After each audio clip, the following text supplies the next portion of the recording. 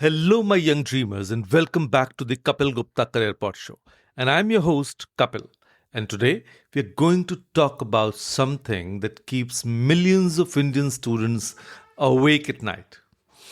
Imagine this: you're a 17-year-old sitting in your room staring at application forms. Your parents have already decided you'll become an engineer, or just like your father, or maybe a doctor, because बेटा doctor बनने से society में respect मिलती है. And your heart wants to create art, write stories, or maybe start your own business. But every time you mention it, you hear the same words: these are just hobbies, not careers. And today, I want to share a story with you. Last week, I received a message from Priya, a 22-year-old from Mumbai. She wrote, Kapil sir, I'm in my final year of engineering, but I cry every night. I feel like I'm living someone else's life. I wanted to study psychology, but my parents said it won't give me a good future. Now I'm stuck in a career that feels like a prison. Friends, Priya's story is not unique. Across India, millions of young people are walking paths chosen by others, not by themselves. And today, we are going to understand why this happens, how to spot the signs, and most importantly, how to reclaim your right to choose your own career. Because here's the truth: when you live someone else's dream, you not only lose yourself, but you also can't give your best to the world.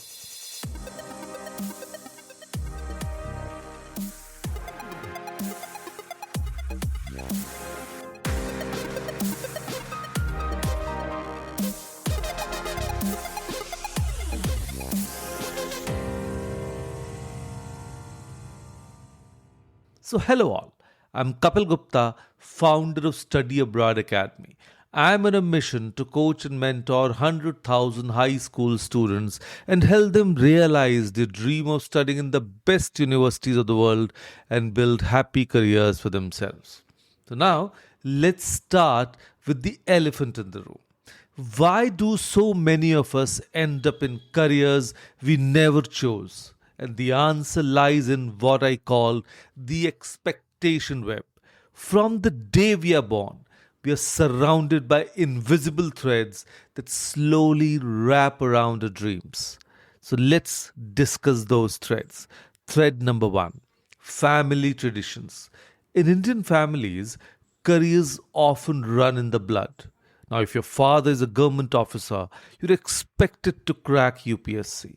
If your family runs a business, you must continue the legacy. I remember meeting Rohit from Delhi, whose family had been in the textile business for 3 generations. When he expressed interest in becoming a teacher, his grandfather said, Teaching? That's what people do when they can't do anything else. And this is what psychologists call occupational inheritance: the unconscious pressure to follow family footsteps, even when your heart points in a different direction. So, thread number two: cultural status symbols. In our society, certain careers come with an automatic respect: doctor, engineer, IAS officer. Now, these aren't just jobs, they're social status indicators. Parents often choose these paths for the children not because the child is passionate about them, but because of what others will think.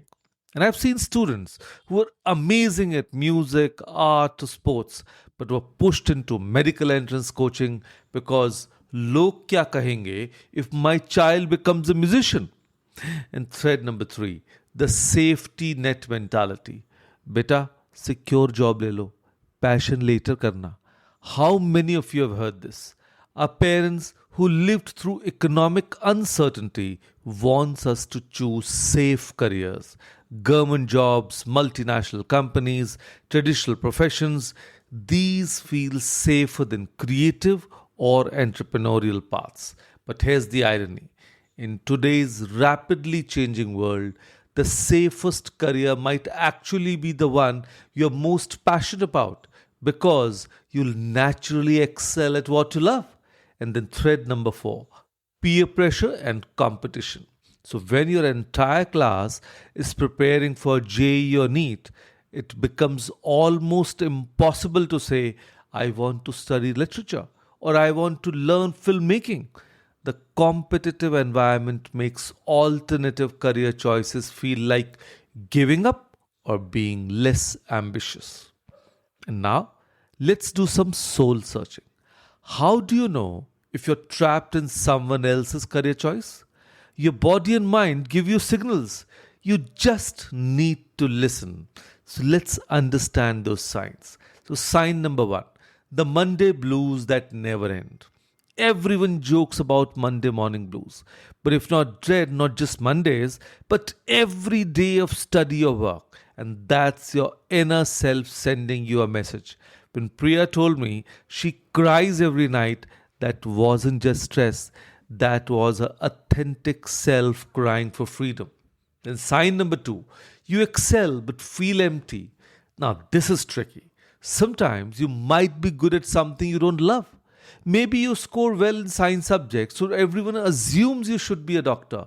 But being good at something and being passionate about it are two completely different things. I met Arjun, a software engineer from Bengaluru, who said, I can code well, I earn good money, but I feel like a robot. Every line of code I write feels meaningless. Then sign number three, constant comparison and competition anxiety. When you are in the wrong field, you're constantly worried about others doing better than you. You feel anxious about exams, interviews, or performance reviews not because you want to excel, but because you're afraid of disappointing others. And let's do a quick self assessment exercise known as the energy test. Let me give you a simple exercise right now. Think about your current study subject or career path. And now imagine you have to work in this field for the next 30 years. Now, does this thought excite you or drain you? Or do you feel energized thinking about it? Or do you feel heavy? Or when you tell others about your career, do you sound enthusiastic or mechanical? So, your energy levels don't lie. They are your internal GPS telling you if you're on the right path. So let's talk about something most career counselors don't discuss, the emotional and psychological cost of living someone else's dream. Because there can be an identity crisis. When you're doing something you don't believe in, you start losing connection with yourself. You begin to feel like an actor playing a role that was written for someone else. This leads to what psychologists call identity diffusion. You stop knowing who you really are. Meera from Chennai shared with me, I'm 25, working as a chartered accountant. My parents are proud. My relatives praise me. But when I look in the mirror, I don't recognize myself. I feel like I'm wearing a mask all the time. And then comes the guilt trap. So here's the cruel irony. Even when you realize you are in the wrong career, you feel guilty about wanting to change. You think about your parents' sacrifices, the money spent on your education, the expectations of your family. Now, this guilt becomes a prison that keeps you stuck. And then the physical and mental health impact. Your body doesn't lie. When you are in the wrong career, you might experience constant fatigue even after adequate sleep, frequent headaches or stomach problems, or difficulty concentrating on work or studies, or anxiety attacks before important meetings or exams, or even depression or feelings of hopelessness. Let me share Kavya's story from Pune. She was pursuing a computer science degree because her parents wanted her to get into a good IT company. But Kavya's heart was in social work. She wanted to work with underprivileged children. For 3 years, she forced herself to study coding, but her grades kept dropping. She developed severe anxiety and started having panic attacks. Her parents thought she was just stressed about studies and pushed her to work harder. And finally, in the final year, Kavya broke down completely. She was hospitalized for a week due to stress related health issues. And that's when her parents realized that their safe choice was actually destroying their daughter's health and happiness. And today, Kavya runs a successful NGO and has never been happier. Her parents now say, "We almost lost our daughter trying to secure our future." And now comes the most important part. How do you break free and reclaim your right to choose your career? And I call this the freedom framework. Step 1, values mapping exercise. First, you need to understand what truly matters to you. Take a piece of paper and write down what activities make you lose track of time. What problems in the world make you angry or sad? Or what achievements make you feel proud, not just relieved? And if money wasn't a factor, how would you spend your days? Now, these answers reveal your core values and natural inclination. Then, step number 2, the reality check conversation. You need to have honest conversations, starting with yourself, then with others. With yourself, ask, am I avoiding this conversation because I'm scared, or because I genuinely believe this path is wrong for me? What's the worst that could happen if I change paths? And what's the worst that could happen if I don't change paths? And with this, we come to step number 3, information interviews. Before making any major decision, talk to people actually working in your field of interest. Social media makes this easier than ever. Reach out to professionals on LinkedIn, join career groups on Facebook, attend webinars and workshops. Ask them, what does a typical day look like? And what are the challenges and rewards? And what skills are actually needed? And how did they get started? Then, step number 4, small experiments. You don't have to make dramatic changes immediately. Start with small experiments. Take online courses in your area of interest. Volunteer for projects related to your passion. Start a blog or YouTube channel about your interest, or join clubs or groups in your field of interest. Now, these experiments help you test your assumptions and build confidence. Then, the step 5, that is the family conversation. Now, this is often the hardest step, and here's how to approach it. Choose the right time and place. Don't bring it up during stressful moments of family gatherings. Start with gratitude, that I'm grateful for all the sacrifices you made for your education and future. Share your struggles honestly. That I've been experiencing a lot of stress and anxiety about my career path, and I think it's because my heart is pulling me in different direction. Present your research. Show them you've done your homework about alternative careers. Have salary data, growth prospects, and success stories ready. Propose a trial period. Can we try this for a year? If it doesn't work out, I'm willing to reconsider. And then step number 6, building your transition plan. If you decide to change paths, create a realistic transition plan. Set a timeline for your transition. Identify skills you need to develop. Build a financial cushion if needed. And find mentors in your new field. And start building a portfolio or gaining relevant experiences. The journey of reclaiming your career choice can feel lonely, but you're not alone. Building the right support system is crucial for success. Start by identifying people in your life who genuinely care about your happiness, not just your success. Now, this might include friends who have always known you for years and have seen your true interests, family members who are more open minded, and teachers or mentors who have noticed your natural talents.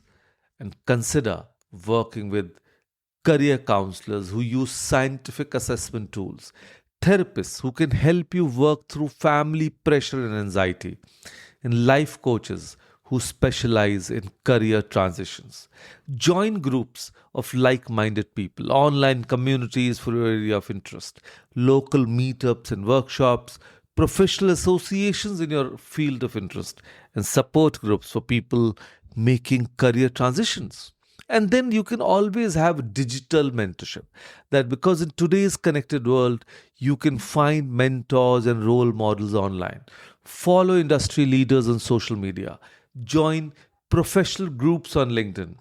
Participate in online forums and discussions, and even attend virtual conferences and webinars. Remember, every successful person in any field was once where you are now, uncertain, scared, but willing to take the first step. So, my dear listeners, as we come to the end of today's episode, I want you to remember one fundamental truth. Your life is not a dress rehearsal. This is not a practice round. This is your one precious life, and you deserve to live it authentically. Yes, changing course is scary. Yes, disappointing people who love you is painful. Yes, uncertainty about the future is uncomfortable. But do you know what's scarier? Waking up at 40 and realizing you have been living someone else's dream for 20 years. Your parents love you and want the best for you. But sometimes their definition of best is shaped by their fears, their experiences, and their times. You have the right and the responsibility to define success for yourself. I want to leave you with something a wise teacher once told me. The cave you fear to enter holds the treasure you seek. Your authentic career path might seem risky and uncertain from the outside, but it holds the treasure of a fulfilling and meaningful life. Remember Priya, whose message started our conversation today? 6 months after she wrote to me, she sent another message. She had finally gathered the courage to switch from engineering to psychology. She wrote, Kapil sir, for the first time in years, I wake up excited about my day. My parents were initially upset, but seeing my happiness, they're slowly coming around. I'm not earning as much as my engineering friends yet, but I'm rich in my ways I never imagined. And that's the power of authentic career choices. You might not have everything you want immediately, but you'll have something priceless: alignment between your work and your soul. And before you close this podcast and go back to your routine, I want you to make a commitment, not to me, but to yourself. And here's your challenge for the next 7 days. Day 1 and 2, self discovery. Complete the values mapping exercise I mentioned. Spend 30 minutes really thinking about what makes you come alive. Then day 3 and 4, research phase. Choose one career that interests you and do deep research. Find 3 people working in that field and learn about their journey. Then day 5 and 6, honest reflection. Write a letter to yourself, one from your current self, explaining your fears, and another from your 60-year-old self giving you advice. Then day 7, the first step. Take one concrete action towards your authentic path. It could be joining an online course, reaching out to a professional for an informational interview, or having that scary conversation with your parents. And here's the most important part: share your commitment with someone. Send me a message on our social media pages. Tell a trusted friend or write it down and put it somewhere you will see it every day. Remember, the world doesn't need another reluctant engineer or unwilling doctor. The world needs passionate teachers, creative artists, innovative entrepreneurs, dedicated social workers, and authentic you in whatever field makes your heart sing. Your authentic career is not just about you. It's about the unique contribution only you can make to the world. When you do what you love, you don't just succeed, you inspire others to be authentic too. So, my young friends, are you ready to stop living someone else's career and start creating your own? The time is now. Your future self is waiting. So, until next time, keep dreaming, keep questioning, and keep being authentically you. This is Kapil Gupta signing off from the Kapil Gupta Career Pod Show. And remember, Your career is your choice, and your choice matters.